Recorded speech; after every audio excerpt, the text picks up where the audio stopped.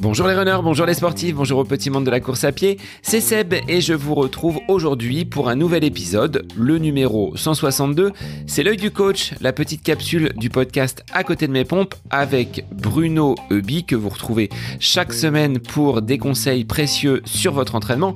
Aujourd'hui, la question d'un auditeur va être traitée, à savoir celle de Jean-Yves qui nous demande « Est-ce qu'il existe un bon abandon en course à pied ?» Alors je vous laisse prendre connaissance des réponses de Bruno Heuby. C'est l'œil du coach, c'est le nouvel épisode du podcast À côté de mes pompes. Bonne écoute à vous.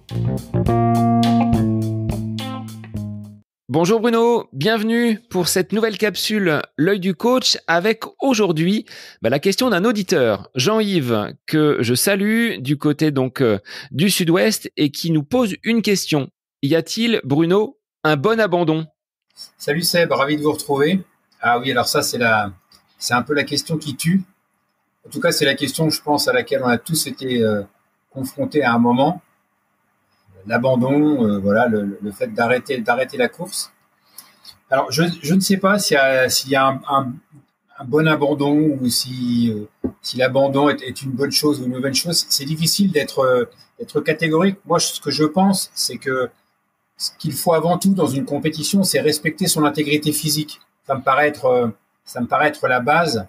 Donc, dès que l'intégrité physique est en jeu, dès qu'on sent qu'on a vraiment atteint les limites de ce qu'on peut supporter en termes de douleur, là je parle de l'abandon lié à tout ce qui est douloureux, à tout ce qui fait mal, là ça me paraît important de respecter son corps, de l'écouter et de mettre un terme à cette douleur si vraiment elle est insupportable. Alors il y a un autre facteur qui rentre en ligne de compte dans cette approche, c'est le fait qu'on est tous différents et qu'on n'a pas tous le même ressenti, la même approche.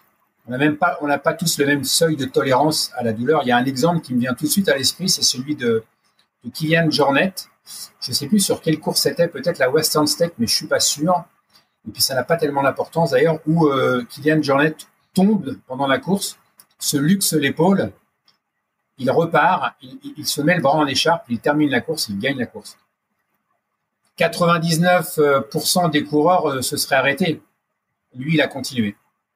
Alors parce que déjà, c'est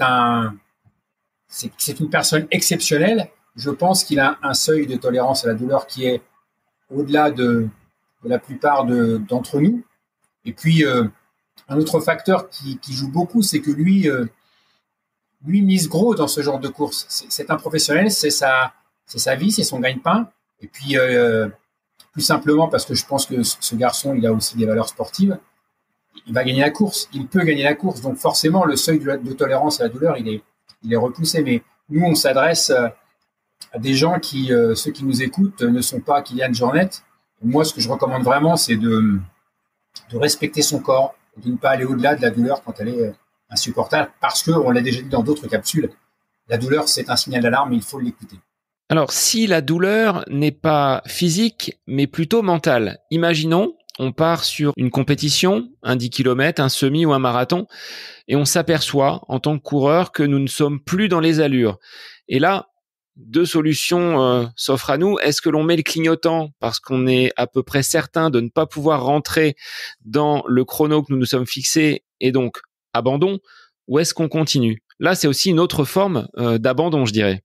C'est ça. Donc là, on va dire qu'en première partie, on a traité de l'abandon physique, l'abandon lié à des problèmes physiques, où là, il faut écouter son corps. Là, on est plutôt sur quelque chose dans une approche un peu plus psychologique, un peu plus psychique. Qui ne s'est pas posé la question sur une course de se dire « mais qu'est-ce que je fous là ? Pourquoi je suis là ?» Et je crois qu'en fait, la question, elle est là, en fait. Et si on sait pourquoi on est là, pourquoi on court, on aura peut-être la réponse et peut-être qu'on se posera plus la question. Donc, à mon avis, moi, en tout cas, ce que je recommande aux gens de faire, c'est d'anticiper tout ça, c'est de se poser toujours les bonnes questions. Personne ne t'a mis un pistolet sur la tempe pour t'obliger à courir. Tu es là dans ton libre arbitre. Donc voilà, pourquoi est-ce que tu cours ? Est-ce que tu cours pour te faire plaisir ? Est-ce que tu cours pour la performance ? Est-ce que cette performance, elle est accessible ? Moi, je recommande souvent aux gens d'avoir plusieurs scénarios. Alors, on dit des scénarios, je crois. Des scénarios, oui, on pourrait dire. D'avoir plusieurs scénarios surtout dans les épreuves de longue distance, où là, on sait qu'à un moment ou à un autre, sur un 10 km ou un semi, comme tu l'évoquais, on n'est pas certain de se retrouver confronté à cette situation. Au-delà du marathon, 100 km, 24 heures, trail, ultra-trail, on est quasiment certain à un moment ou à un autre de se retrouver confronté à ses limites et à cette question j'en peux plus, j'avance plus, ça va pas, qu'est-ce que je fous là, pourquoi je fais ça? Donc moi, je recommande aux gens d'avoir plusieurs scénarios, c'est-à-dire de ne pas se fixer un seul et unique objectif. Parce que dès que cet objectif n'est plus atteint, tu parlais tout à l'heure de performance chronométrique, si cet seul et unique objectif n'est pas atteint, tout s'effondre. Et donc, il y a des ressources mentales qu'on peut aller solliciter en ayant plusieurs scénarios. Voilà, par exemple, je vais essayer de battre mon record. Ok, mais si je bats pas mon record, je vais essayer peut-être d'avoir un bon classement. Ou je vais essayer, si c'est un championnat, par exemple, de bien me classer. Ou je vais essayer quand même de faire du mieux. Enfin bref, on va pas rentrer dans le détail ici. Chaque course est particulière, chaque individu est particulier, mais avoir plusieurs possibilités qui font que quand une va disparaître, quand on va s'apercevoir qu'on ne l'atteint pas, qu'on ait d'autres ressources pour continuer à courir, parce que ça vaut toujours la peine de continuer à courir. Quand le corps n'est pas blessé, il y a toujours une bonne raison de courir. Finir la course, déjà, c'est déjà bien. Aller jusqu'au bout, faire la meilleure performance possible. Enfin bref, on peut trouver des tas de raisons, des tas de bonnes raisons de continuer. Mais souvent, ce genre de problème de l'abandon, il est lié aussi à tout cet environnement qu'on doit, je dirais presque subir.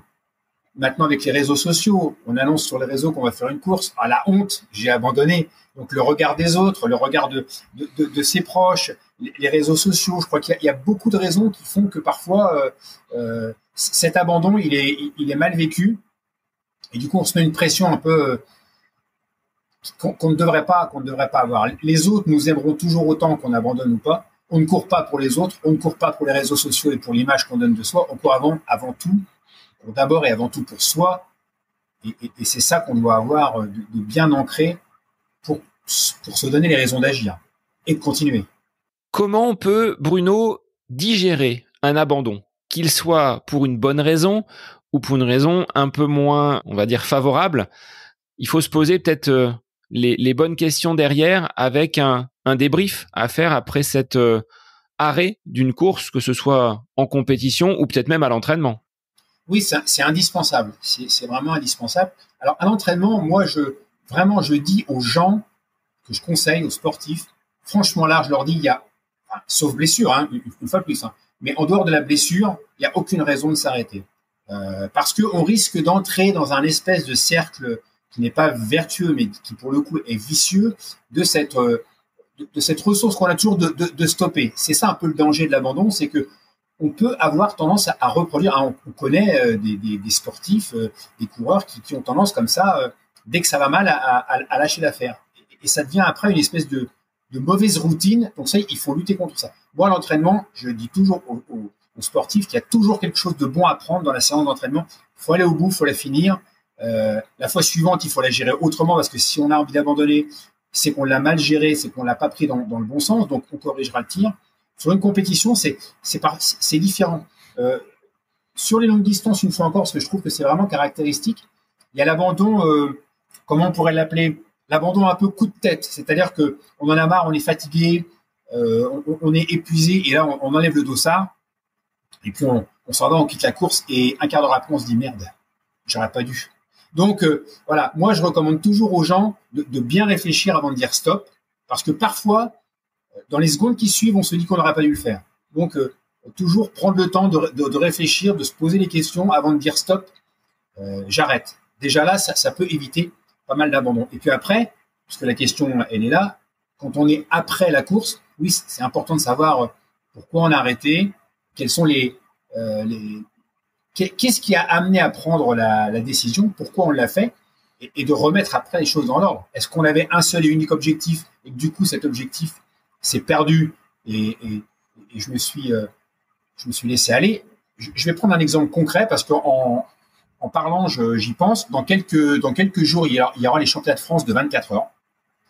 Et moi, j'entraîne un athlète, Rudy Wlodarski, pour ne pas le nommer, qui vise une sélection en équipe de France. Il est déjà en équipe de France, sauf que là, les minima sont devenus très, très, très difficile. C'est 250 km pour rentrer en équipe de France. La Fédé a décidé de placer des minima très hauts, peu importe, c'est pas la question. Donc, cet objectif, il est presque, pour Rudy qui a un record à plus de 240, il est presque inaccessible. Pourtant, il faut tenter. Il faut tenter. Donc là, il y aura une prise de risque. Ce que moi, je ne recommande jamais de faire sur ce type d'épreuve. Prendre un risque, ça ne marche pas souvent, pour ne pas dire jamais. Mais on va le tenter quand même, parce que la sélection, ça se tente. Mais derrière, c'est de se dire, attention, si ça marche pas, tu peux toujours battre ton record. C'est-à-dire, si tu fais 245, tu as battu ton record, tu n'as pas la sélection, tu as battu ton record. Puis c'est un championnat. Donc, il y a toujours une place à gagner en championnat. Et puis après, voilà, tes enfants seront là, ta femme, tu vas jusqu'au bout parce que tu dois avoir. Donc, il y a plusieurs scénarios qui sont en place et on va essayer donc, il va s'adapter en fonction de ça pour que justement, il y ait toujours une bonne raison d'avancer coûte que coûte. Là, on s'évite quand même pas mal de risques d'abandon. Mais effectivement, j'ai peut-être pas forcément répondu précisément à ta question. Dans le cas où on n'a pas réussi à échapper à ça, il faut après savoir pourquoi on l'a fait. Ça demande un débrief, de se poser les bonnes questions. Bon, je pense qu'on a déjà bien répondu à cette question. J'espère que Jean-Yves trouvera les réponses à sa question donc autour de l'abandon. En tout cas, on a tous plus ou moins été confrontés à ce genre de choses. Le tout, c'est de rebondir derrière. Il faut peut-être pas non plus en faire des montagnes, des courses, il y en aura d'autres et on peut se rattraper aisément. Oui, c'est ça. Il y a plein d'autres possibilités. Et puis après, on est aussi dans un monde, dans un système où voilà, c'est le vainqueur. Il faut être fort. T'as même pas mal. Il y a plein de choses quand même qui font que l'abandon, c'est quelque chose qui est difficile à percevoir. Moi-même, j'ai abandonné peu souvent, mais je me souviens que la première fois où j'ai abandonné, c'était en 2003. J'ai fait un espèce de malaise vagal au championnat du monde à Taïwan où les conditions étaient épouvantables. Et j'ai écrit un article qui d'ailleurs est toujours sur mon site internet. Je n'ai pas admis cet abandon. Et j'ai dit, ce n'est pas moi qui ai abandonné, c'est mon corps qui m'a abandonné. Donc même après coup, je n'arrivais pas à reconnaître que j'avais, que sans doute j'étais allé trop loin dans mes possibilités physiques et mon ego prenait le dessus en disant non, c'est pas moi qui ai abandonné, c'est mon corps qui m'a abandonné. Donc c'est vrai que c'est toujours quelque chose qui est difficile à vivre, mais on sait que le parcours d'un être humain est fait d'échecs et de réussites et qu'un abandon peut être aussi un tremplin pour rebondir et ne plus jamais abandonner. Donc, chers auditeurs, si toutefois l'abandon se présentait sur votre chemin, ne culpabilisez pas. Et Bruno, on te retrouve très vite pour une nouvelle capsule. On n'abandonne pas, nous, le podcast. Hein. Non, nous, on n'abandonne jamais.